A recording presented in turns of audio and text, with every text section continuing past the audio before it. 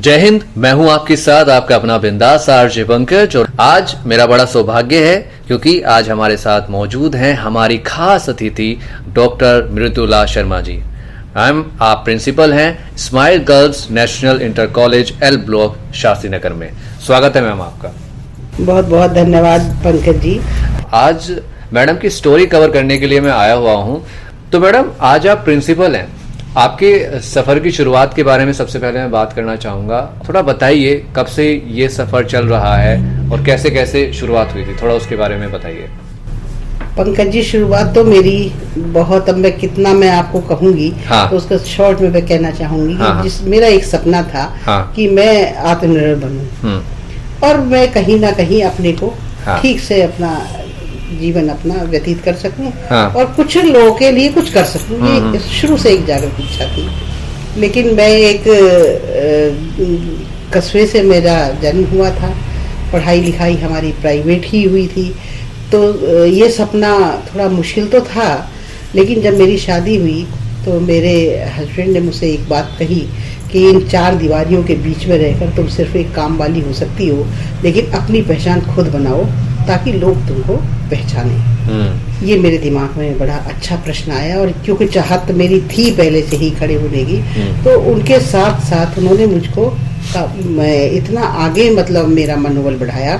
तो कुछ मेरी एजुकेशन पर भी ध्यान दिया।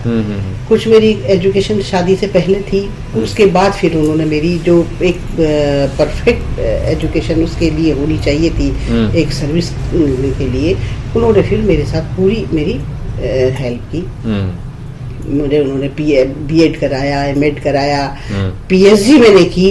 लेकिन उसके बाद भी क्या होता था कि हम जहाँ भी कभी वो निकलती थी, नियुक्तियाँ निकलती थी, मैं भर्ती भी थी और मेरा क्योंकि मैं एक टॉपर थी यूनिवर्सिटी में, मेरी 3rd पोजीशन थी, तो उसके अकॉर्डिंग मेरे अच्छी परसेंटेज थी और मेरा इंटरव्यू में भी सबसे पहला नंबर आता था। और मेरा इंटरव्यू भी इतना अच्छा होता था कि लोग वेरी गुड वहाँ बैठे कह रहे होते थे। और कितनी बार मुझको ये भी पता चलता था कि मेरा मेरिट में नाम है, लेकिन जब देखती थी तो रिजल्ट कभी मेरा नहीं आता था और मैं बड़ी मायूस होती थी। लेकिन मैंने अपना हौसला नहीं छोड़ा, मैं लगातार ही प्रयास करती रही।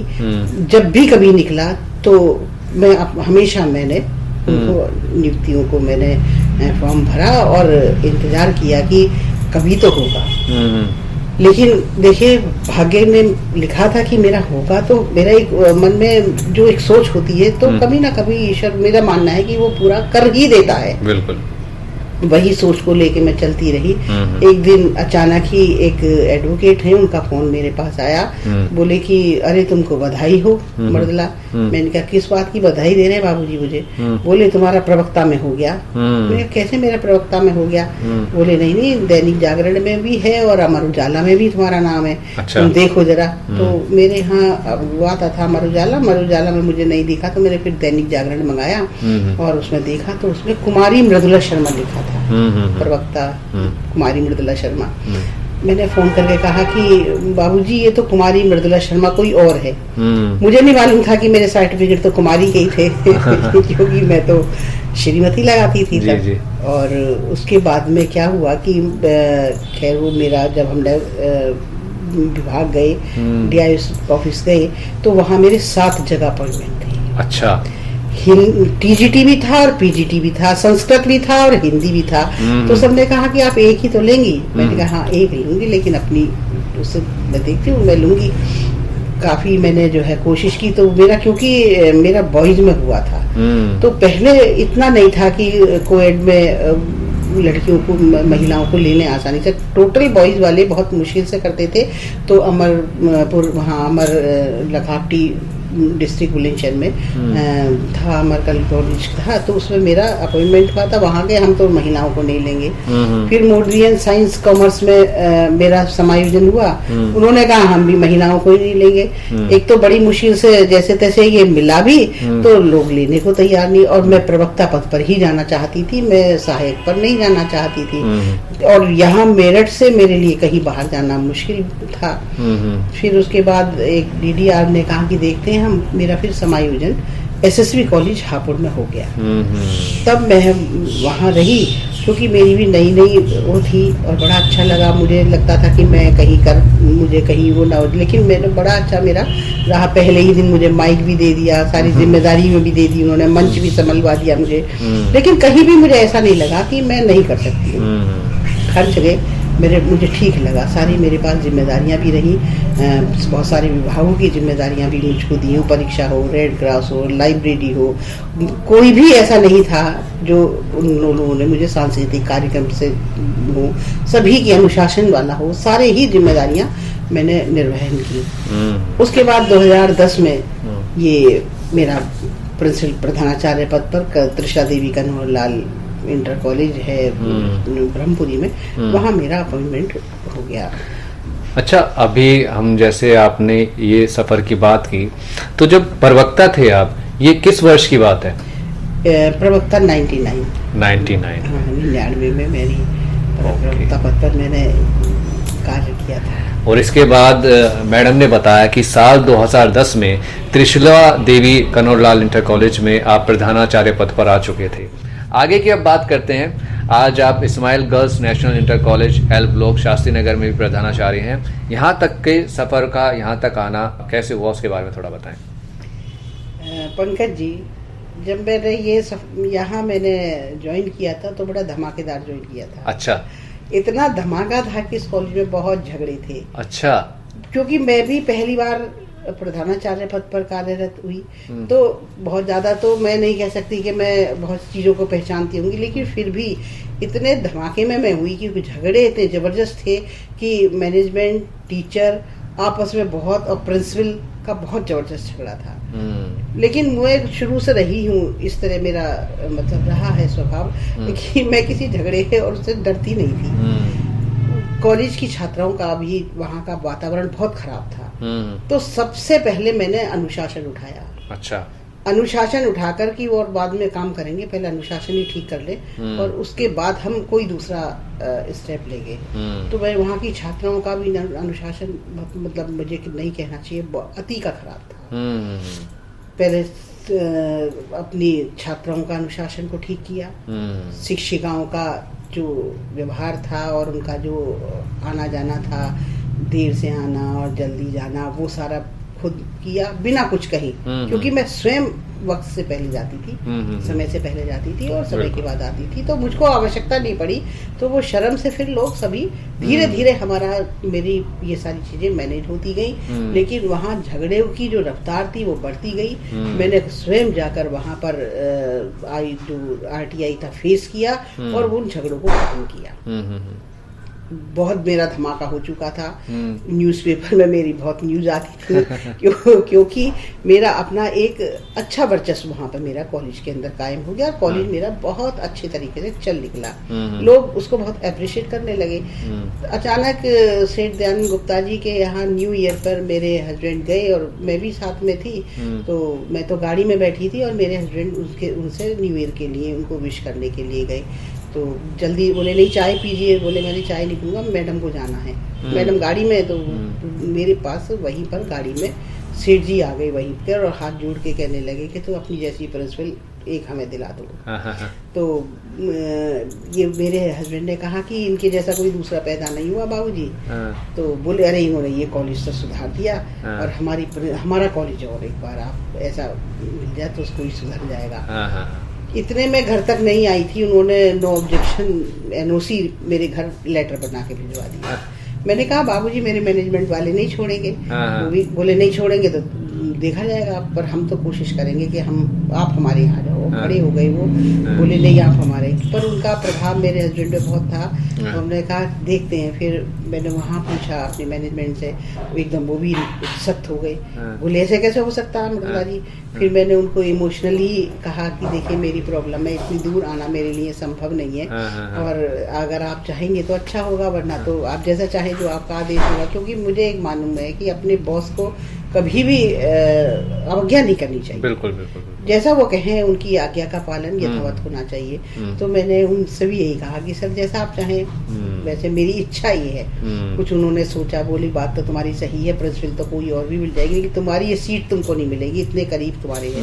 उन्होंने मुझको हेल्प की और फिर मेरा ये स्थानांतरण यहाँ पर हो गया। अच्छा, ये त्रिशिला देवी कन्हौरलाल विद्यालय ये कहाँ पर पढ़ता था, कहाँ जाना ये पड़ता था? ब्रह्मपुरी जाना पड़ता था मुझको। अच्छा। और ये बिल्कुल मेरे घर के निकट है, शास्त्री नगर जागृति अच्छा, विहार के। अच्छा।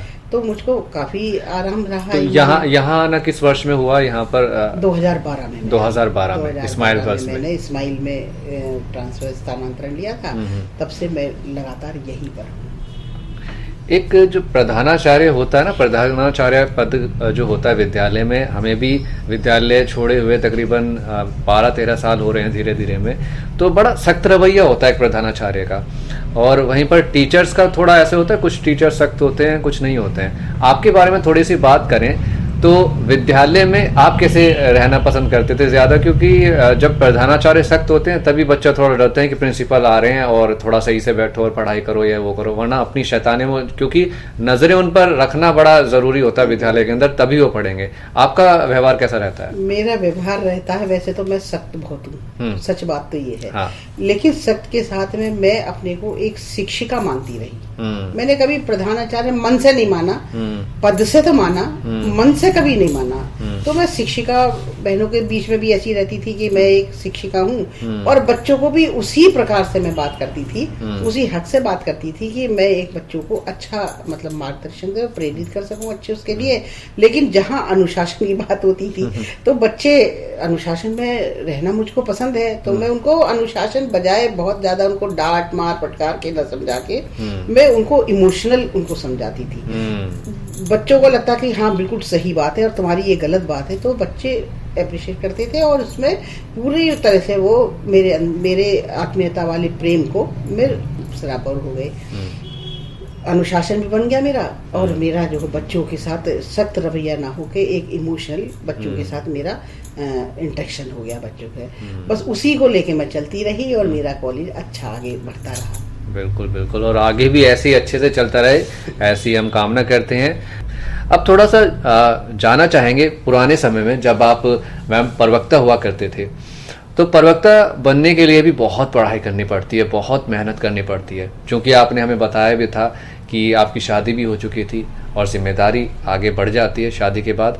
कैसे आप उस समय को मैनेज करते थे, पढ़ाई के लिए कैसे समय निकालते थे, और साथ ही साथ ये बताएं कि पढ़ाई कितने घंटे आप करते थे, कैसे कुछ होता था, वो बताइए थोड़ा सा।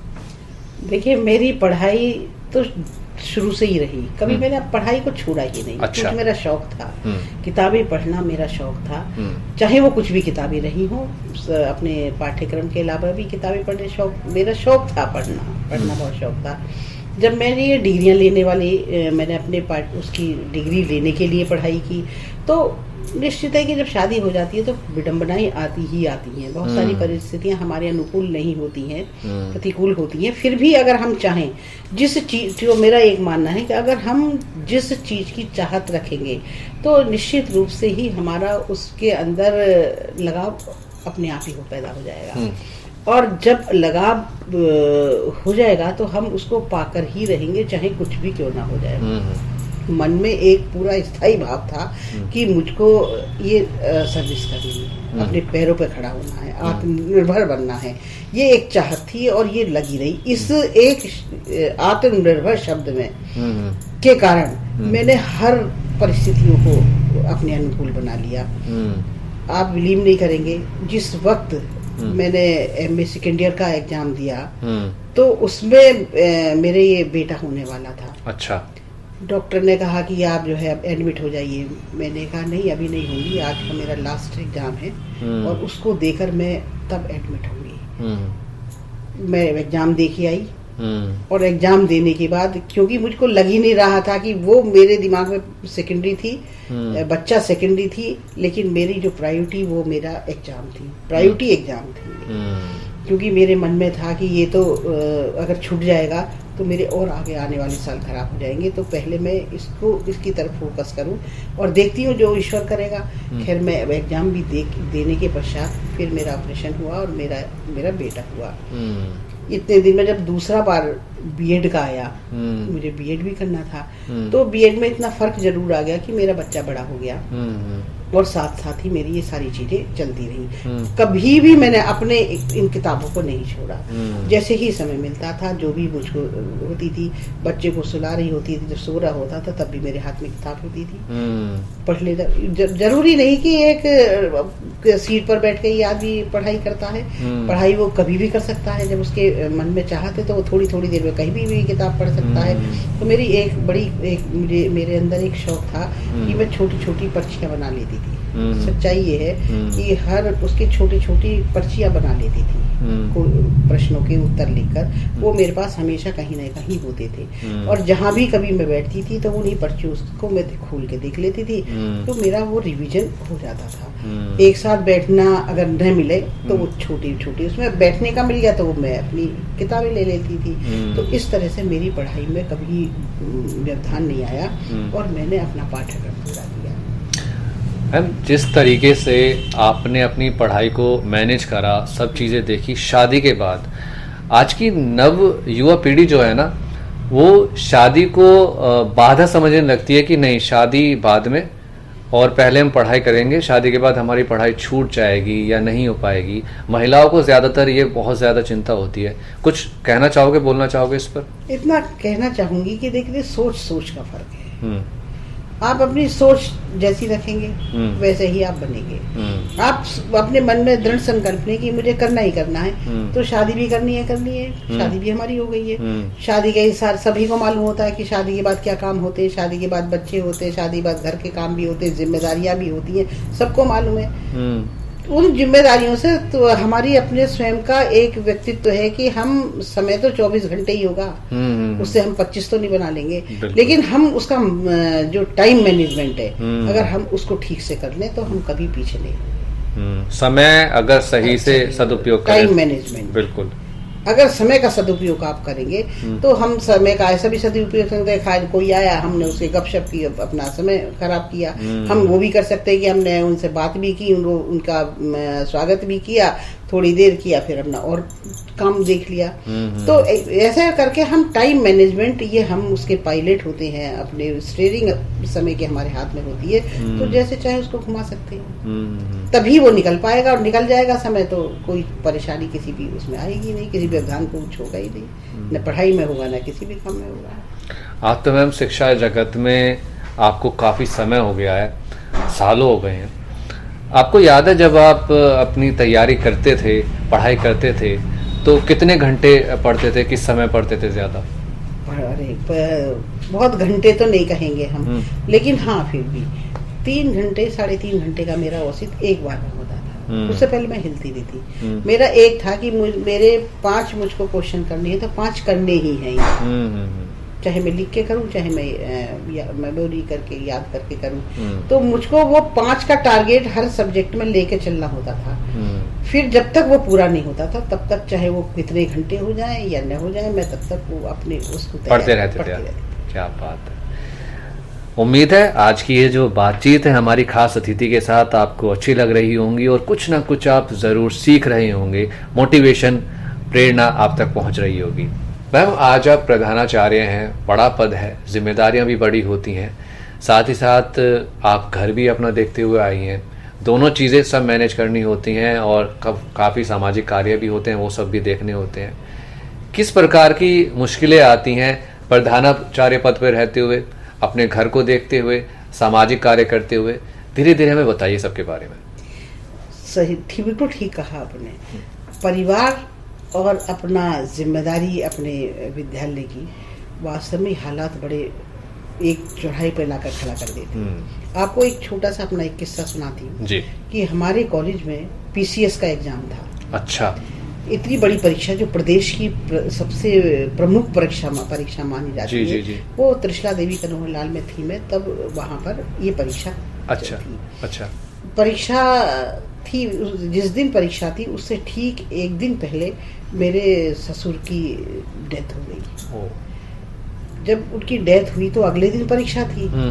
मेरे लिए एक चुनौती, एक तो ससुराल, ससुर, पूरा परिवार मेरे साथ, और डेड बॉडी मेरे घर के अंदर।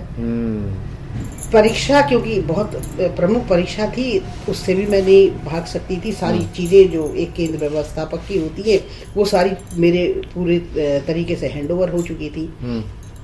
ऐसी चुनौती मेरे सामने आई तो पहले तो कहा कि कैसे क्या करें, मैं केंद्र व्यवस्थापक से हटूं। मैंने डीएम साहब से कहा कि सर मेरा इस तरह से प्रॉब्लम आ गई है, आप बताइए। बोले मैडम हम आपको फ्री नहीं कर सकते। क्यों?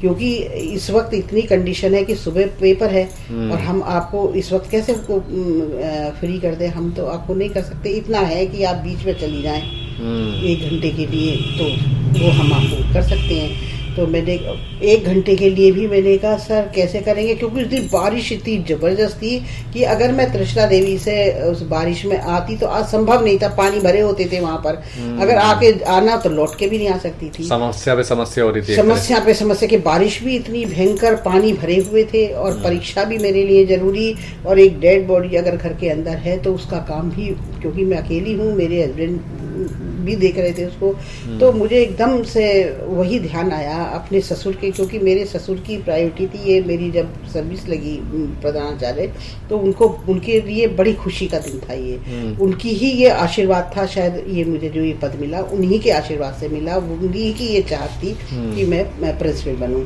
तो मुझे उन्हीं के शब्द याद आए कि मृदुला, वो बताते थे क्योंकि खुद भी वो इंजीनियर रहे गवर्नमेंट जॉब में, तो उनको सब कुछ मालूम था। बोले कि मृदुला सबसे पहले अपनी नौकरी है, कभी भी उससे वो मत करना, भागना। सबसे पहली जिम्मेदारी तुम्हारी वही होगी जो जहाँ तुम नौकरी करते हो, जहाँ तुम सर्विस करोगे वो तुम्हारी जिम्मेदारी है। पहले जिम्मेदारी निभाना, बाकी काम बाद में करना। मुझे उनका वही शब्द याद आया कि पहले मेरी जिम्मेदारी, मेरी नैतिक जिम्मेदारी परीक्षा कराना है। ये चीज तो मेरे घर के और लोग भी देख लेंगे और मैं बाद में भी देख लूंगी, क्योंकि जाने वाला चला गया। जिससे हमारा स्नेह था, जिससे हमारा, वो तो इस दुनिया में है नहीं, जिसके लिए हम चाहे कुछ कटे मरे कुछ, लेकिन वो तो है नहीं इस दुनिया में। अब जब वो नश्वर शरीर है हो गया तो अब तो चाहे उनको हम वहां पर रहें और या कहीं भी चले जाएं, उससे तो कोई फर्क पड़ेगा नहीं। लेकिन परीक्षा अगर मैंने जरा से भी इधर उधर हुई तो ये प्रभावित हो जाएगी। तो मैंने वही धर्म मानते हुए परीक्षा पूरी कराई, और परीक्षा पूरी कराने के बाद तब मैं उसमें शामिल हुई। चैलेंज बहुत आते हैं, क्योंकि ससुराल का मामला होता कि भाई ससुर है क्यों नहीं आए, लगा मुझे भी कि लोग क्या कहेंगे। लेकिन अब लोग कहें या कुछ कहें, मेरी प्रमुखता थी परीक्षा, तो मैंने पहले परीक्षा कराई। ये मेरे लिए बड़ी चुनौती थी, और इसमें मेरे हस्बैंड का बहुत बड़ा सहयोग रहा मुझे। उन्होंने कहा कि तुम निश्चिंता से करो, जवाब मैं खुद दे दूंगा। इस बात को मैंने लगाकर अपना परीक्षा भी बड़े शांतिपूर्वक हो गई, और मेरा यहाँ का कार्यक्रम भी पूरा शांतिपूर्वक हो गया। तो चुनौतियाँ तो आती हैं, बिल्कुल बिल्कुल बिल्कुल। इससे खराब और चुनौती नहीं हो सकती थी मेरे लिए। आपने पीसीएस परीक्षा के बारे में बताया, तो ये तो ऐसी परीक्षाएं होती हैं कि कभी विद्यालय में हो गई, कभी नहीं भी हुई। लेकिन बोर्ड परीक्षाएं जो हैं ये हर विद्यालय में हर साल ज़रूर होती हैं। कहीं ना कहीं से किसी न किसी विद्यालय का सेंटर एक दूसरे विद्यालय में जाता है। आपके विद्यालय में भी आता होगा, या आपके खुद के विद्यालय का सेंटर सेल्फ सेंटर रहता होगा। उसमें एक बड़ी समस्या ये होती है, हमें अपने परीक्षा केंद्र को बड़े अच्छे से व्यवस्थित करना होता है। किसी भी प्रकार की नकल सामग्री वहाँ पर उपस्थित ना हो, कोई नकल ना करे, कुछ ना करे, क्योंकि बड़ी बदनामी होती है अगर ऐसे विद्यालय में कुछ हो जाता है। और इसका सारा जिम्मा एक प्रधानाचार्य पे होता है। आप कैसे मैनेज करते हैं, क्योंकि ये तो हर साल का होता है कि आपको सभी चीज़ें व्यवस्थित करनी है, सभी चीज़ें देखनी है। कुछ मुश्किलें आती हैं मैनेज करने में? मुश्किलें आती हैं, जैसे विषय परिवर्तित का बड़ा होता है। कक्षा 10 के बच्चों को कुछ नहीं पता होता कि उन्होंने क्या लिया है, और जो प्राइवेट स्कूल होते हैं वो सबसे ज्यादा मुश्किलें उनकी आती हैं। उनके बच्चों को ही नहीं पता होता कि वो सब्जेक्ट क्या पढ़ रहे हैं और क्या नहीं पढ़ रहे हैं, उनके सब्जेक्ट क्या है और क्या नहीं है।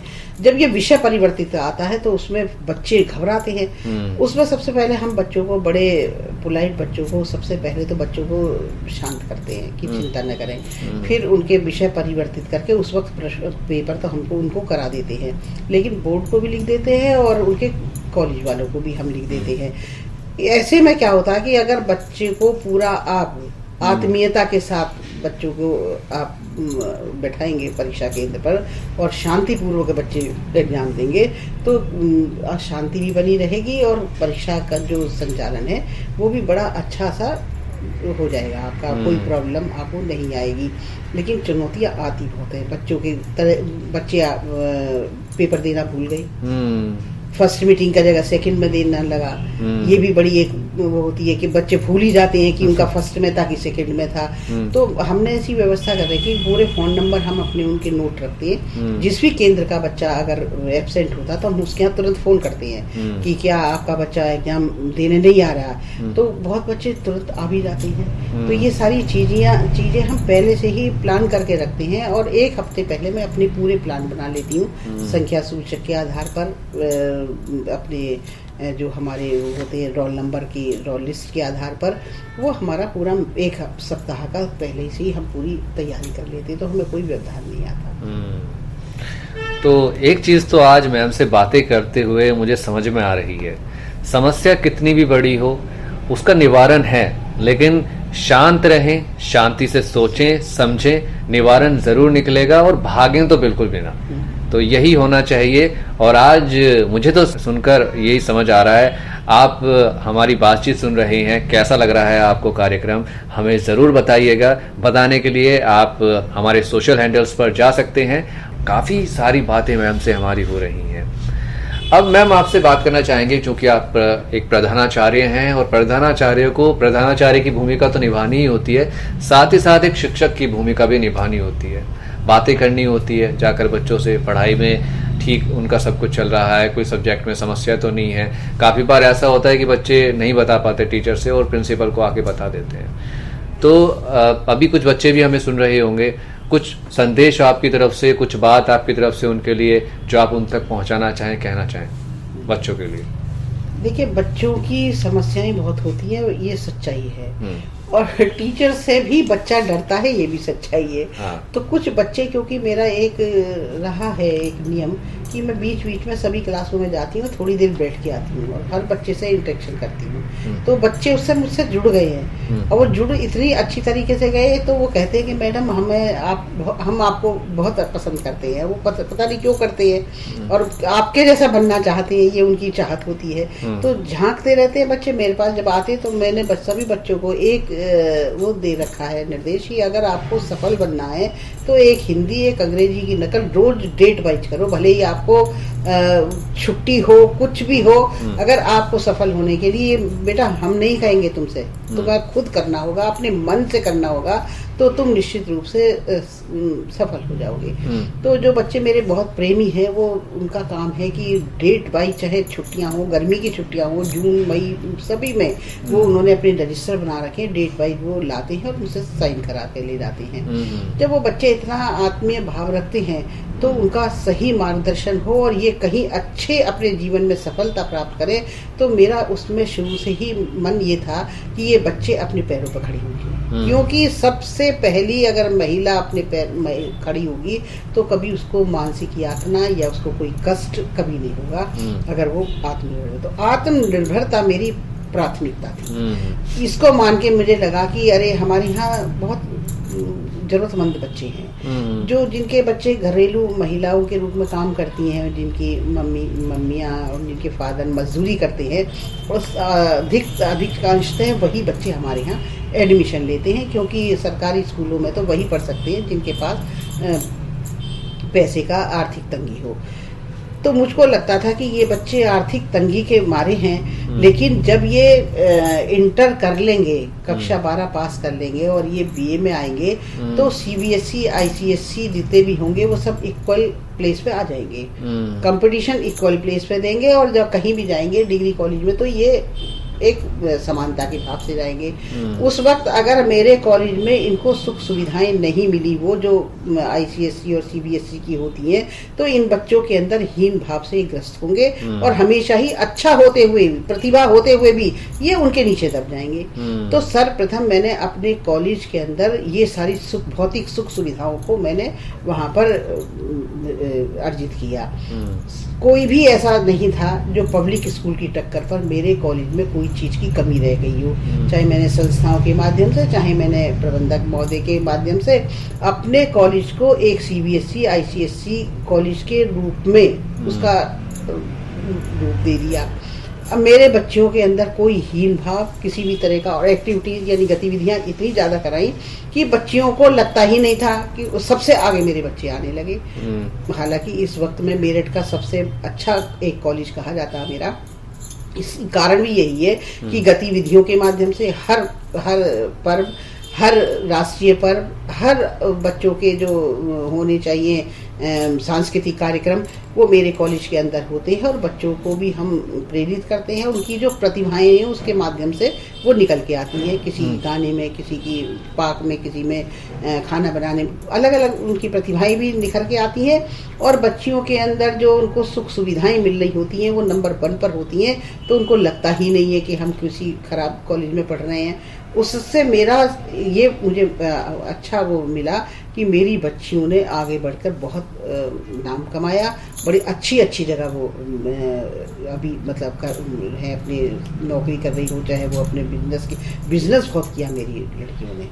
चाहे उनके हैंडवर्क का था उनका, और जो वेस्ट मटेरियल के सामान बनाकर आर्ट गैलरी में पेंटिंग, ड्राइंग, डांस, ये सारी चीज़ें मेरी लड़कियां ना स्वतः ही, मेरे ये कहना था कि इंटर के बाद भी मैं ऐसा कर दूं कि अगर नहीं भी आगे पढ़ सकती होंगी तो इनके अंदर इतनी प्रतिभा हो जाएगी, अपने घर में बैठ के कोई भी काम कर सकती हैं। चाहे वो डांस कोचिंग का कर लें, चाहे वो अपना ये बना लें, अपना होम साइंस से संबंधित कोई भी अपना कुकिंग में कर चली जाएं, चाहे वो अपनी स्ट्रेचिंग में, किसी भी उसमें से चली जा सकती हैं बच्चे, अपना वो आत्मनिर्भर बन सकते हैं। तो इसका मुझको बड़ा लाभ मिला, मेरी बच्चियों को भी लाभ मिला। जैसे डायमंड मेकिंग, डायमंड ज्वेलरी का कोर्स कोई नहीं जानता था। मैंने 35 लड़कियों को वहाँ पर प्रमाण पत्र दिलाए। अच्छा। जिसका रिजल्ट ये निकला कि ये अपने में एक बहुत बड़ी कामयाबी है, बहुत बड़ी सफलता है। एक लड़की को मेरी 1.5 लाख की उनको सैलरी घर बैठे वो कर रही है, काम कर रही है, तो उससे उनको बहुत लाभ मिला।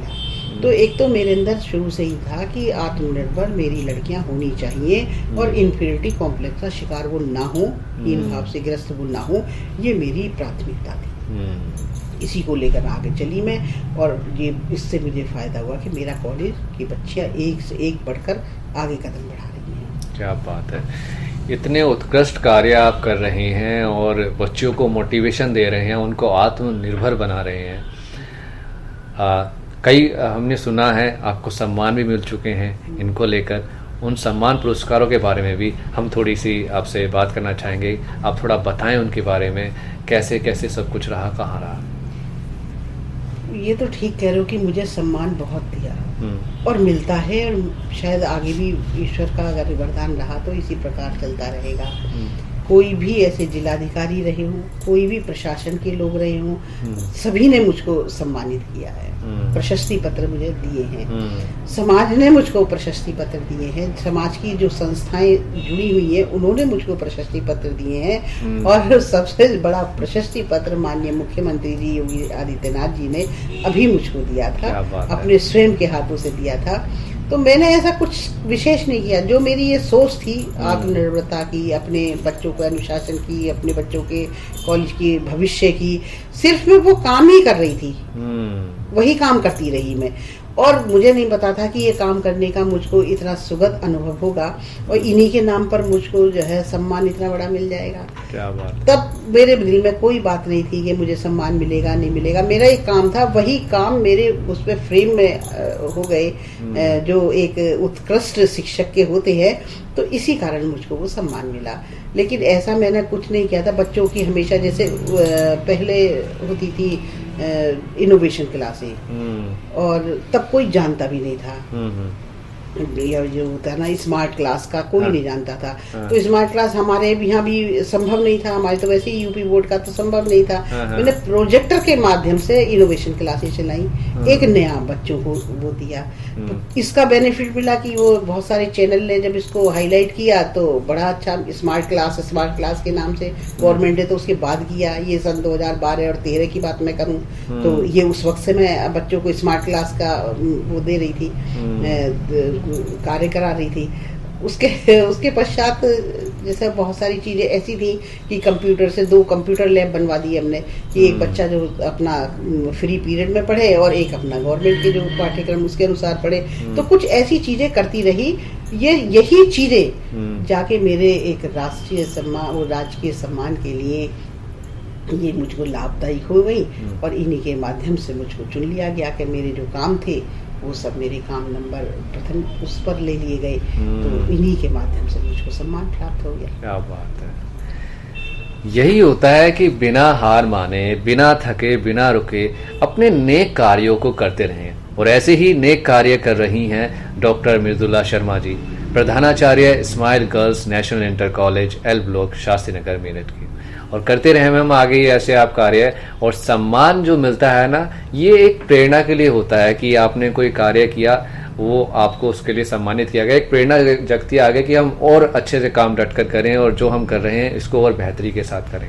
एक गवर्नमेंट स्कूल के प्रधानाचार्य हैं। अक्सर यही देखा जाता है लोगों के नज़रिए से कि गवर्नमेंट स्कूल में क्यों पढ़ाएं, वहाँ तो पढ़ाई अच्छी नहीं होती है। लेकिन आप जो वहाँ पर कर रहे हैं, आप स्मार्ट क्लास वहाँ पर चला रहे हैं, आत्मनिर्भर बना रहे हैं वहाँ के पढ़ने वाली छात्राओं को, ये बड़ी काबिल तारीफ़ है। और मुझे बड़ा अच्छा लग रहा है कि आज आपका साक्षात्कार करने का अवसर मुझे मिल रहा है। डॉक्टर मृदुला शर्मा जी जो कि प्रधानाचार्य हैं smile girls national inter college L block Shastri Nagar Meerut में, आज हमारे साथ मौजूद हैं। काफ़ी सारी बातें हमारी मैम से हुई। अभी वक्त है हमारा अलविदा कहने का, स्टूडियो से चलने का। कुछ संदेश मैम, कुछ बात हमारे श्रोताओं को कुछ कहना चाहेंगे आप जाते जाते? जाते जाते बस इतना ही कहूँगी कि समय का सदुपयोग करें। ये जो प्रतिदिन की दिनचर्याएं हैं उनको नियमित रूप से करें। आप नियमित कार्य करेंगे और अपने समय को ठीक से पहचानेंगे तो आपका निश्चित रूप से ही भविष्य में सफलता को पाने से कोई नहीं रोक सकता। क्या बात है। समय का सदुपयोग। बिल्कुल। तो ये संदेश था मैम का कि समय का सदुपयोग करें, दुरुपयोग बिल्कुल भी ना करें। समय बड़ा कीमती है, इसको नष्ट ना करें और अपने सपनों के लिए मेहनत करते रहें। मैडम की तरफ से ये बात थी, ये संदेश था। कुछ बातें मैं भी आपसे कहकर जाता हूँ कि आप अपना ख्याल रखिए, अपने आसपास साफ सफाई बनाकर रखिए, पेड़ पौधे लगाइए, हरियाली फैलाइए, पानी को बचाइए। घर से जब भी निकलते हैं और निकलते हैं 2 व्हीलर से तो प्लीज़ हेलमेट को लगाकर जाया कीजिए। 4 व्हीलर से जाते हैं तो सीट बेल्ट को लगाकर जाया कीजिए। बाकी हंसते रहिए, मुस्कुराते रहिए।